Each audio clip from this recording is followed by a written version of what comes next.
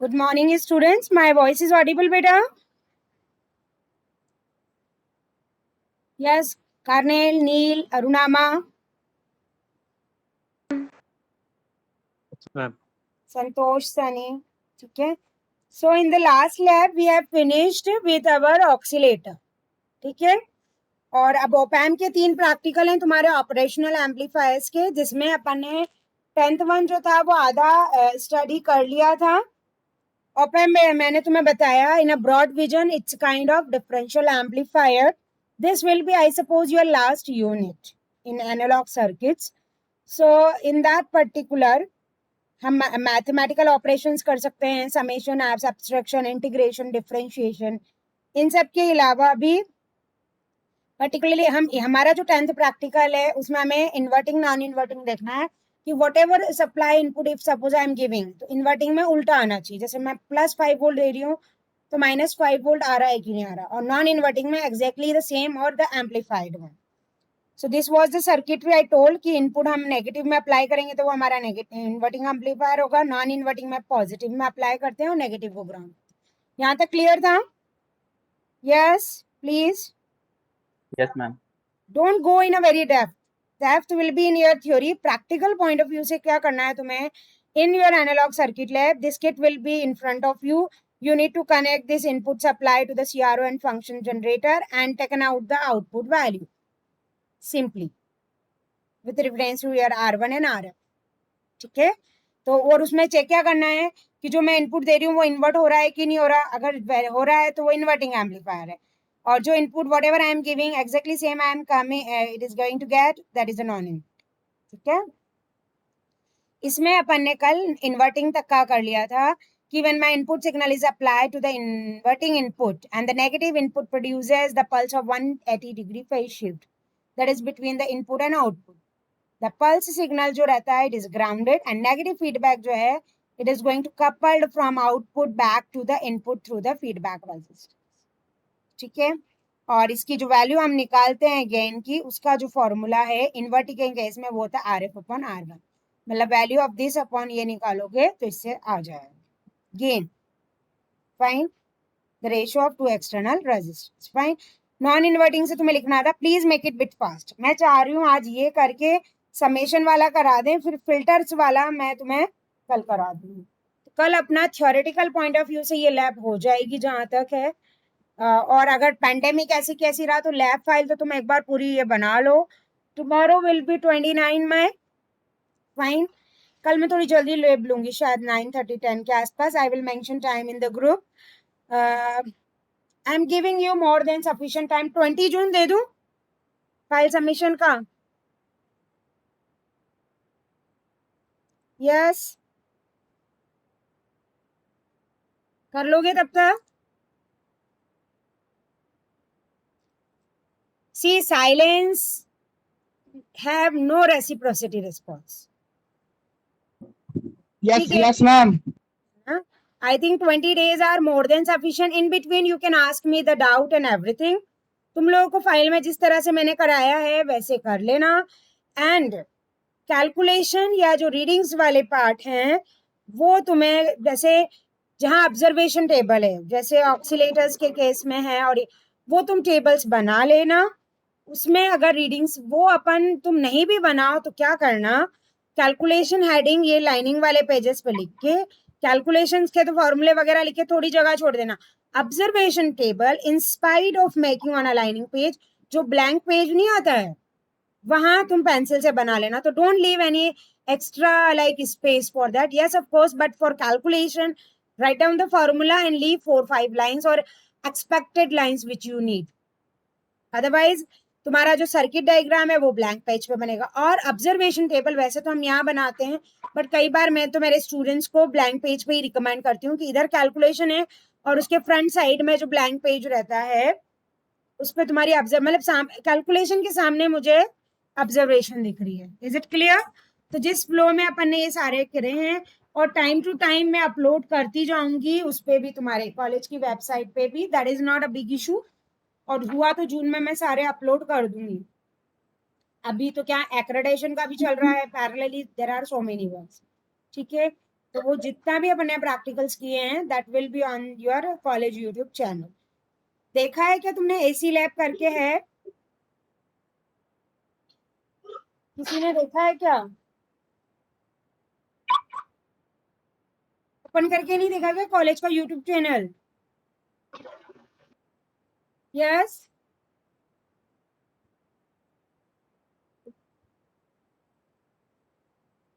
नहीं देखा? हाँ बोलो संतोष। कॉलेज का जो यूट्यूब यस चैनल है मैम। उसको एक्सप्लोर किया है कि नहीं किया तुमने? यस मैम, यूट्यूब चैनल तो देखा है मैंने, बट एसी लैब के मैंने अभी तो वीडियोस नहीं उसमें सर्च किए हैं। देख लेना, उसमें है टिल अभी तक का। तो जैसे तुम्हारा एज पर शेड्यूल तो once in a week lab आती है, तो हर वीक में जैसे सेकंड सैटरडे के अलावा जो भी सैटरडे है उसका देख लेना। जैसे आज 22 मई तक के वीडियोस उसमें होंगे। कल जैसे 29 है तो कल का मैं वीडियो उस पर डाल दूंगी। ये तो ये है कि अभी इस वीक जैसे मिड टर्म चल रहे हैं तुम्हारे सीनियर के, तुम लोग के भी हो सकते हैं अपकमिंग 5 तारीख के आसपास या जैसे भी। तो उन लोगों की क्लासेस नहीं है, that's why I am taking your lab regularly. और मेरे पार्ट पे भी ये है कि I generally make whether any semester students are there I make them comfortable, like before time करके तुम लोग भी, तुम्हें भी कॉन्फिडेंस रहता है हाँ इतनी बार रिवीजन हो गया ये। बट कंसीडर, डोंट कंसीडर कि कल होने के बाद मैं तुम्हारी लैब नहीं लूंगी। One more revision class I will take next week और probably next to next week, just to make aware कि तुम्हें कुछ आ रहा है या नहीं आ रहा। ठीक है, चलो कैरी ऑन। ये नॉन इन्वर्टिंग लिख लिया क्या? नॉन इन्वर्टिंग में हम इनपुट जो है पॉजिटिव सप्लाई को देते हैं। ठीक है, resistance is connecting back to the inverting input. इसमें जो गेन आता है वो आता है 1+RF/R। फिर अपन कैलकुलेशन करेंगे फटाफट। अभी यही वाली वैल्यू ले लेना जो इसमें है, ठीक है, और इसको सॉल्व कर लेना। जल्दी करो बेटा, ये लिखो फटाफट नॉन इन्वर्टिंग का।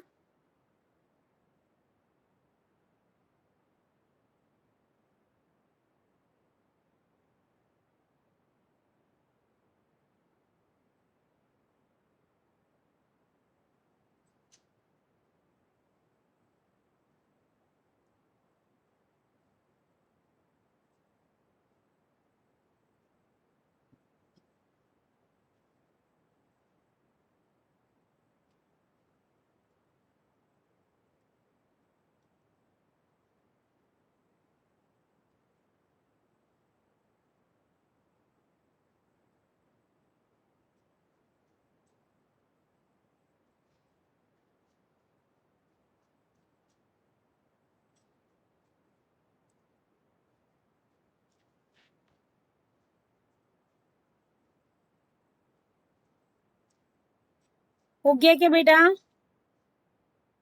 Yes ma'am. ठीक है, अब इसमें कैलकुलेशन में ये यहाँ एक मिस्टेक हो गई है। देखो ये नेगेटिव नहीं आया। देखो RF तुम्हारा 10 किलो ओम है, R1 1 किलो ओम है। तो गेन का क्या फॉर्मूला होता है? RF/R1। और वी आउट का क्या होता है? गेन इक्वल्स टू क्या होता है? यहाँ एक स्टेप स्किप है जो तुम लिख लेना, पैरेलली करते जाओ जैसे मैं कर रही हूँ। गेन इक्वल्स टू, इसने बताया ए जो है, सॉरी। अब हम कैलकुलेशन पहले इन्वर्टिंग का कर रहे हैं फिर नॉन इन्वर्टिंग का। तो इन्वर्टिंग का हम गेन कर रहे हैं, तो गेन जनरली होता है हमारा V0/Vin। ठीक है, V1। और अभी हमने यहाँ पर कहा इन्वर्टिंग के केस में गेन क्या होगा तुम्हारा? RF/R1। ठीक है, so that is going to equal upon V0/V1। हमें क्या निकालना है? V output. तो हम क्या करेंगे, इसको यहाँ ले जाएंगे तो V आउट, वही चीज यहाँ करिए, V out is nothing but इसके पहले तुम फॉर्मूला लिख लो, इट्स अ गुड प्रैक्टिस। और जो इनपुट हम दे रहे हैं वो 1.2608 है, एज हम इन्वर्टिंग से दे रहे हैं तो ये माइनस साइन आएगा। यहाँ माइनस नहीं आएगा, ये value we will confirm on lab, it should become negative I think. फिर भी विल चेक एंड डू, क्योंकि रेजिस्टेंस में करंट होता तो नेगेटिव आता, ये प्लस ये तुम्हारा। ठीक है, इसमें यहाँ पर ये करो, वी आउट की ये वैल्यू लिखने के पहले यहाँ लिख दो V1/RF/R1। ठीक है, तो ये वैल्यू तुम्हारी इन्वर्टिंग के केस में आ रही, एम्पलीफाइड ही आती है नेचुरली, क्योंकि डिफरेंशियल एम्पलीफायर हम यूज ही हाई गेन को अचीव करने के लिए करते हैं। ठीक है, so that is minus 1.256 multiply by 10/1, तो यहाँ माइनस आएगा।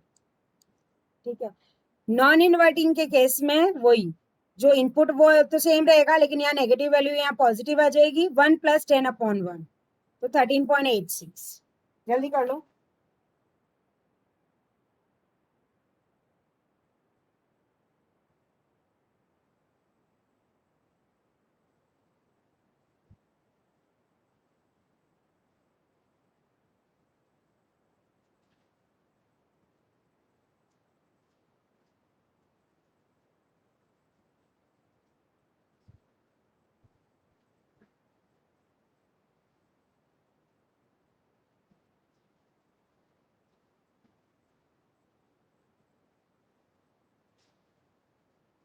फिनिश।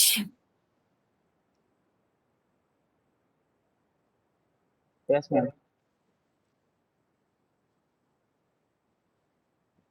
तो we out for inverting ampli, ये तो इसमें भी यही हो रहता है वैसे। एक तो तुम सीआरओ से वैल्यू ले सकते हो और एक यहाँ से मेजर करो, बट इसमें अपने को सिंपली यही है कि स्टडी एंड इम्प्लीमेंटेशन। इम्प्लीमेंट करके ये कैलकुलेटेड वैल्यू आ गई तुम्हारी, तो वी आउट जो इन्वर्टिंग के लिए है वो 12.56 है, और नॉन इन्वर्टिंग के लिए जो है 13.86 है। यहाँ माइनस आना चाहिए। Will check again and I will let you. ठीक है, वेरीफाई। वही प्रिकॉशन जो हम नॉर्मली रहते हैं, तो this is a simple practical, उसमें भी अपन करेंगे। तो और सेकेंडली एक और ऑब्जर्वेशन इसमें आएगी, why I am telling study के फॉर्म में तो ठीक है कि ये सर्किट है, इसमें वैल्यू दे दी तो हमने कैलकुलेट कर दिया, इस तरह के न्यूमेरिकल भी तुम्हें आते हैं। बट अगर तुम मेजर करोगे तो तुम्हें पता चलेगा यहाँ पे पहले इनपुट मेजर करना और यहाँ से output measure, whether that value is exactly coming this or not, that also we can analyze. ठीक है, is it clear? So inverting non inverting amplifier का जो था ओपैम्प का, वो अपन ने कंप्लीट किया। अब इसमें समेशन वगैरह जो दूसरे ऑपरेशन है वो कैसे होते हैं, ये 11th प्रैक्टिकल है। फिल्टर्स वाला अपन कल करें। ठीक है, is it clear? Should I switch to next practical?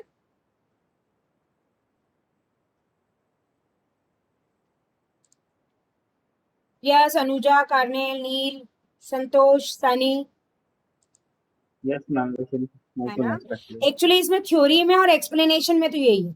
My purpose just like you let you aware कि इसमें क्या क्या करना है। पिछली बार तुम तुम्हारे सीनियर से पूछना, I don't know which faculty use to teach them, but hardly 5 या 6 लैब भी नहीं हुई थी, बट अपनी तो 10+ लैब हो चुकी है। तो बस यही है कि एक बार तुम्हें पता तो चले पूरे इसमें करना क्या। इसके बाद पार्ट यही रहेगा, when pandemic is over and you feel government will allow and you feel secure to come in the lab, then you can take labs readings. उसमें भी ये है पैंडेमिक कि लैब असिस्टेंट अजय शर्मा ही नहीं रहता, तो समटाइम अगर पंकज मैडम रहेगी so will do that, otherwise will see. But more than sufficient है, इतना भी तुम लैब एक्सपेरिमेंट में लिखते हो from my side, it is more than sufficient and I will try my best for the practical. Let's see what the situation. ठीक है, now the next is study and implementation of summing, scaling and averaging. Summing यानी तो होता है addition, जैसे A B C 3 input है मेरे, तो उसका आउटपुट क्या आना चाहिए, A plus B plus C. Scaling का होता है स्केल डाउन करना, और एवरेजिंग का A plus B divide by 2। ठीक है, so right on please. Object लिख लो, एपरेटर्स लिख लो, operational amplifier kit, patch cord, multimeters,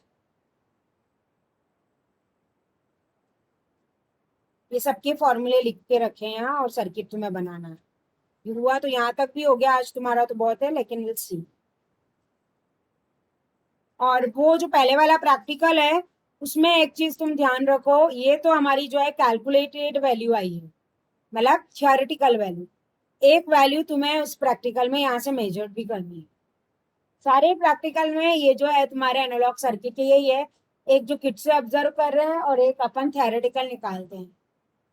ठीक है, इस वाले में भी सेम यही है। अभी तो पहले तुम लिखो, ऑब्जेक्ट लिख लिया क्या?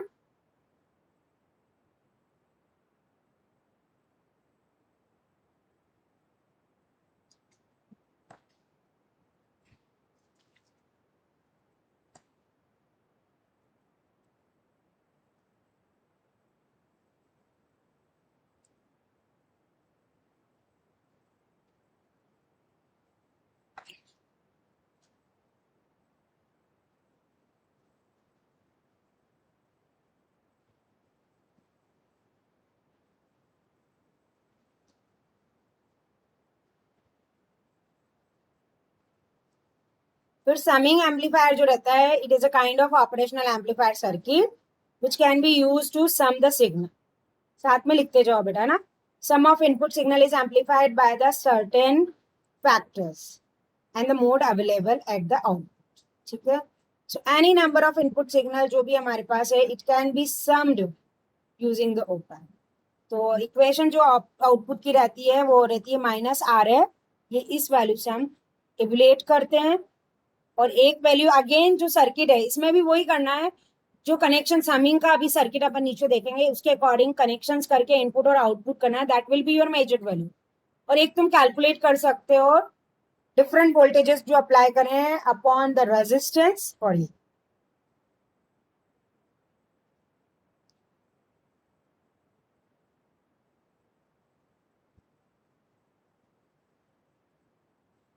I have one doubt. Wait, let me clear just.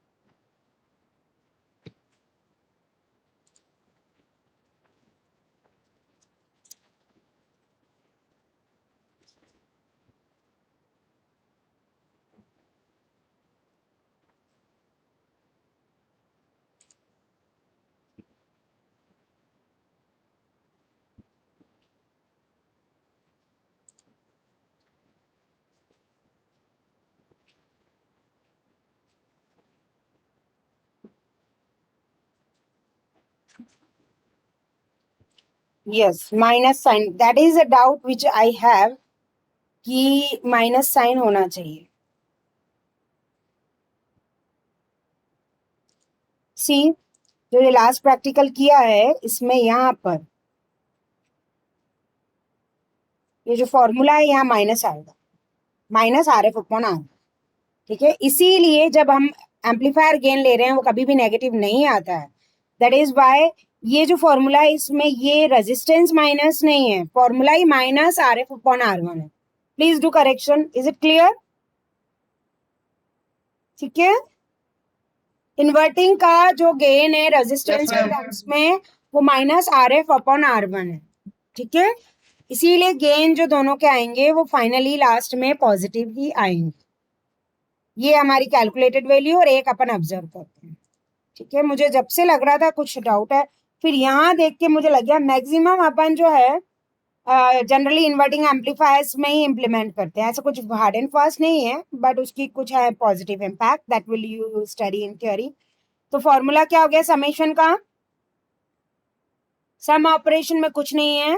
The mode available at the output any number of input signal is there that is sum together in a operational amplifier by using this formula. That is minus RF V1 upon R1 plus V2 upon R2 V3 upon R3. ठीक है. Generally ये माना जाता है जो resistance हम लेते हैं they are equal. So considering the R1 equals to R2 equals to R3 is R in. So minus RF upon R in है. अब ये तुम्हें अंडरस्टूड होना है. अगर कहीं पर भी आउटपुट दिया है और उसमें माइनस RF अपॉन R1 या इस तरह से मल्टीपल है तो वो एक इन्वर्टिंग एम्पलीफायर है. And if it is given 1 plus RF upon R1, so that is a non-inverting. ठीक है. तो फॉर्मूला जो हमारा सम का हो जाएगा वो क्या हो जाएगा? V out माइनस ये. Is it clear? जल्दी लिखो.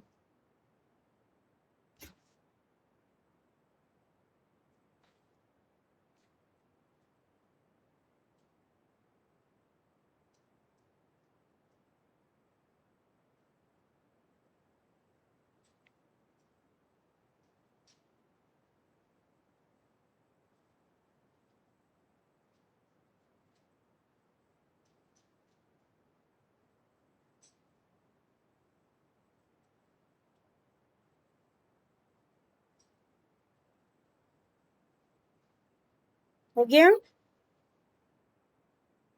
Yes ma'am. ये सर्किट रहता है इसका, समिंग ऑप एम्प। किट पे भी इसी तरह से रहेगा। See it is inverting, negative terminal पे हमने कनेक्ट करके रखा है। We generally consider this all R1 equals to R2 equals to R3 is R in। और अगर हमेशा जरूरी नहीं, कुछ न्यूमेरिकल्स भी आते हैं तुम्हें, तो उसमें अगर डिफरेंट वैल्यू दी है तो इस फॉर्मूले से करना, अगर इक्वल हो जाते तो इस फॉर्मूले से करना। ठीक है, बना लो ये सर्किट।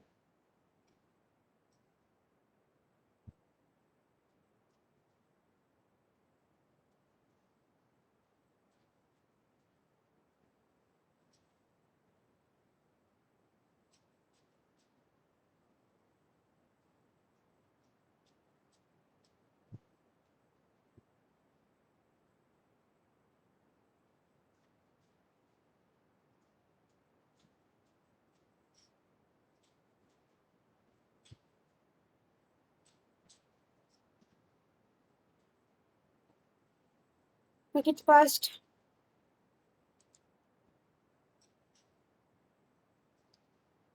जब प्रैक्टिकली, अभी तो हम वैल्यू जो इसमें नीचे गिवन रहेगी उससे कैलकुलेट कर लेंगे। ऑब्जर्व में कुछ नहीं रहता, पहले तो इन वैल्यूज को मेजर करते हैं हम सीआरओ से, और फिर यहाँ आउटपुट टर्मिनल और ग्राउंड के बीच में आउटपुट देख लेते हैं। फिर ये चेक करते हैं जो कैलकुलेटेड वैल्यू में सम आ रहा है वो एग्जैक्टली सेम है क्या, इसके बराबर है क्या, ऐसे। ठीक है,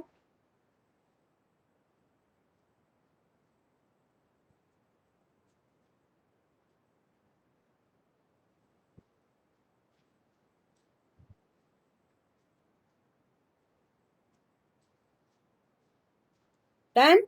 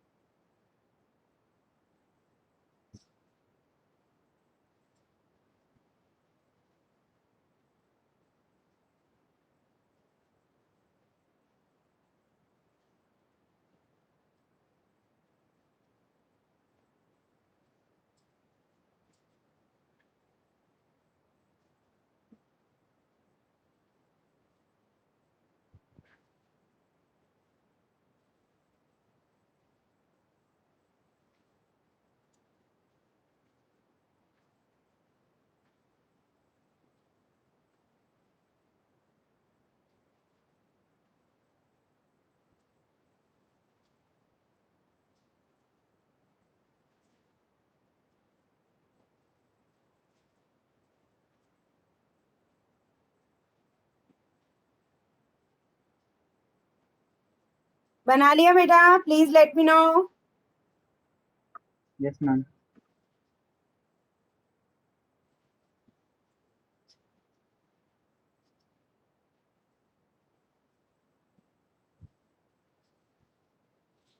एक्सक्यूज मी।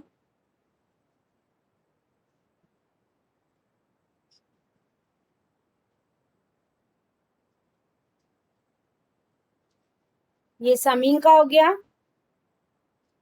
और इन केस जैसे एक फॉर्मूला हमने लिखा, अगर ये रेजिस्टेंस आर इक्वल्स हैं, ये तीनों एक के बराबर, तो ये आ जाएगा। And if R in equals to R F, ये कुछ न्यूमेरिकल में तुम्हें दिया रहेगा, अगर वो भी इक्वल्स टू आर इन हो जाता है तो समिंग का जो सर्किट है उसका जो आउटपुट है वो इन तीनों वोल्टेजेस का प्लस करके माइनस में बन, V out is nothing but minus V1 plus V2 plus V3। ठीक है, ओके, ये लिख लिया। अब स्केलिंग क्या होती है ये लिख लो फॉर्मूला। अगर फीडबैक रेजिस्टेंस भी R1 के इक्वल्स है, then it is going to be like ये रहेगा। अब स्केलिंग क्या होती है, स्केलिंग समिंग एम्पलीफायर जो रहता है, it can be make if the individual input resistance are not equal, then equation would be, ये जो है इसमें पर्टिकुलरली समिंग स्केलिंग एम्पलीफायर में ये होता है कि जब रेजिस्टेंस इक्वल नहीं होंगे तो आउटपुट क्या आ जाएगा, V1 RF upon R1, RF upon R2 and this। ठीक है, सेम सर्किट में ये अप्लाई होगा, बट यही है कि जब ये लिख लो इसकी वैल्यूज, वो ऊपर तो लिख लिया, वी आउट ये होगा जब हमारे रेजिस्टेंस जो है इनपुट रेजिस्टेंस इक्वल नहीं है, तब ये फॉर्मूला अप्लाई होगा, और उसमें जो है we can rewrite minus RF को बाहर निकाल के ये, उस टाइम हम इसको स्केलिंग कहते हैं। जल्दी लिख लो।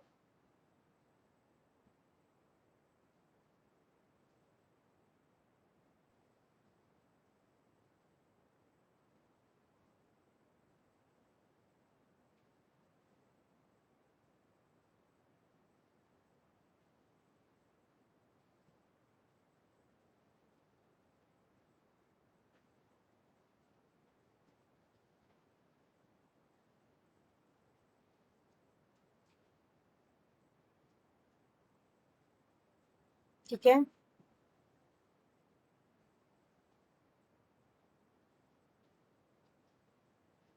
इसमें यही input impedance of each individual channel is value of their respective input resistance. Scaling में लिख लो, scaling summing amplifier is nothing but same summing amplifier when my resistance value of all R1 R2 R3 and along with RF all are different. ठीक है,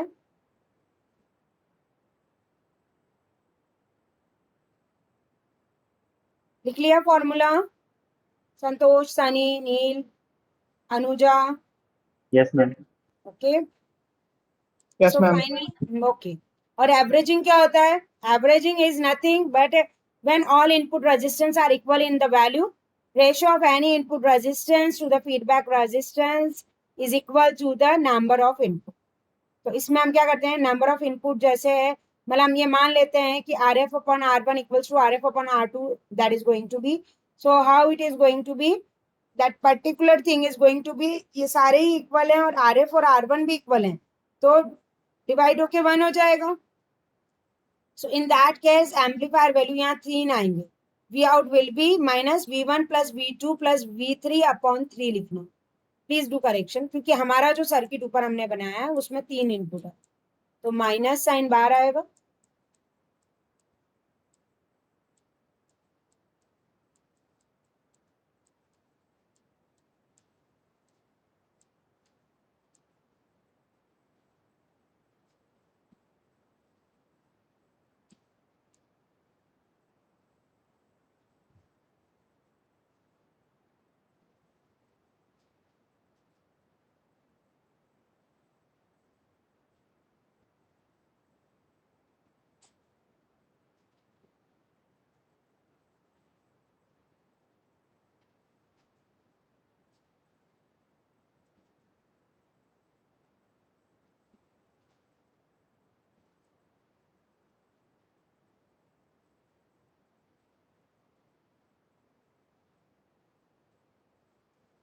so basically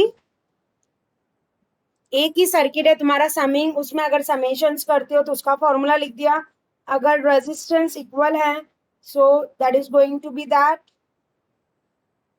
और अगर scaling में सारे resistance अलग अलग हैं then what is the situation, वो स्केलिंग की होगी। एवरेजिंग में इसका रेशियो 1 मान के, तो एवरेजिंग में फॉर्मूला हो जाएगा minus V1 plus V2 plus V3 divide by 3। ठीक है,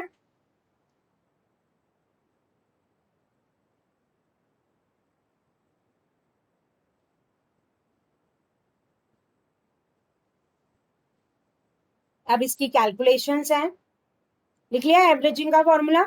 कैलकुलेशन में इसमें 2 इनपुट टर्मिनल्स की निकाली थी किट, जो वहां पर अवेलेबल होगी शायद वो यही होगी, तो इसमें कुछ भी नहीं है। फर्स्ट वाला समिंग जो है तो V out equals to V1 plus V2 5 plus 1। अब इसमें जो है 6.6 आ रही है, स्केलिंग में तुम्हारे सारे रेजिस्टेंस डिफरेंट रहते हैं बट किट में शायद 1 ओम ही दिया होगा, तो कैलकुलेशन करके करेंगे again the same value will come, but we need to put the value of RF R1 and all, तो ये आ जाएगी 6.6।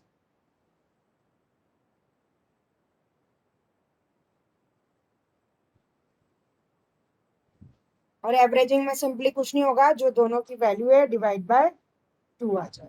ठीक है, ये तो हो गई थ्योरेटिकल वैल्यू जो हमने कैलकुलेट करी है, और ऑब्जर्वेशन वैल्यू वो रहेगी जो वहां पे हम ऑब्जर्व करेंगे, और फिर जो वैल्यूज दोनों की आएगी वो लिखनी है। इसमें अब एक मिस्टेक करी है ये, बेसिकली थियोरेटिकल वैल्यू जो है वो होती है कैलकुलेट, जो तुमने थ्योरी को देख के और सर्किट को देख के।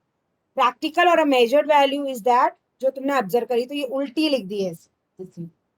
तो ये प्रैक्टिकल वैल्यू जो है वो 6 वोल्ट आएगी, और ये कैलकुलेशन जो 6.6 आ रही है ये theoretical value. For summing it is this, for scalar it is this, averaging में भी हमें थोड़ा ऊपर नीचे दिखेगा, तो जो परसेंटेज एरर आ रही है वो अपने को लिखनी है। That's it is this practical. समझ में आ गया? कुछ नहीं है, एक ही सर्किट है, ये वैल्यू तुम लिख लो, फिर एक बार और मैं तुम्हें बताती हूँ।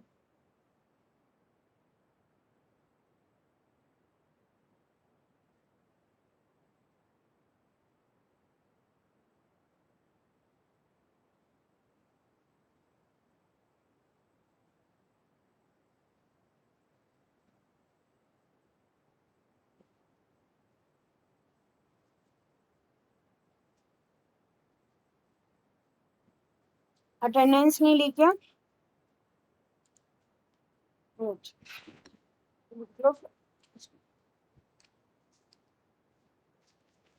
Yes, Anuja.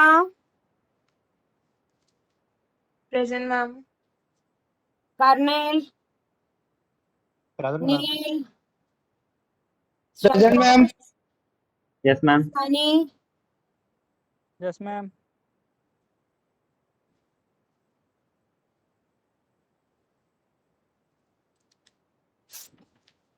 Tomorrow also I will take your lab and अपना ये जो explanation session हो जाएगा गूगल क्लासरूम में मैंने वैसे प्री लैब और लिस्ट ऑफ प्रैक्टिकल लिख दिए हैं, ठीक है। प्री लैब्स में वो सीक्वेंस मेरे को बाद में ध्यान आया कि जो सीक्वेंस प्रैक्टिकल में वो मैं अभी पोस्ट करके डाल दूंगी। और 20 अब तुम्हें डेट में दे रही हूँ 20 नहीं, चलो 25 जून तक तुम्हें कंप्लीट करके तुम्हारी फाइल अपलोड करके उस पर डालनी, ठीक है। अब सी इस सर्किट में कुछ नहीं था, इस the same circuit in the same circuit अगर मैं सबसे पहले हम अगर समिंग एम्पलीफायर की तरह एक्ट करें, so we just considering this three are equal, so formula is V out is nothing but minus R F upon R bracket में V1 plus V2 plus V3, fine. Scaling में we consider these three value of resistance also different and this is also different. So V naught equals to minus में V1 RF upon R1 plus V2 RF upon R2 plus V3 RF upon R3. और scaling हो गया ये, और averaging में ये मानते हैं कि ये सारे इक्विवेलेंट है तो वो मटेरियलाइज होके 1 हो जाएंगे and we just taken out the average that is V1 plus V2 plus V3 upon 3. Is it clear बेटा? अब फिल्टर वाला अपन कल करेंगे, उसके अलावा जो टाइम बचेगा उसमें एक बार और वापस रिकॉलिंग हो जाएगी कि अपन ने शुरू से अभी तक क्या किया, ठीक है। प्री लैब का सीक्वेंस और लिस्ट ऑफ प्रैक्टिकल का मैं अभी सही करके वापस तुम्हारे गूगल क्लासरूम पे डालती हूँ। Okay, see you, take care.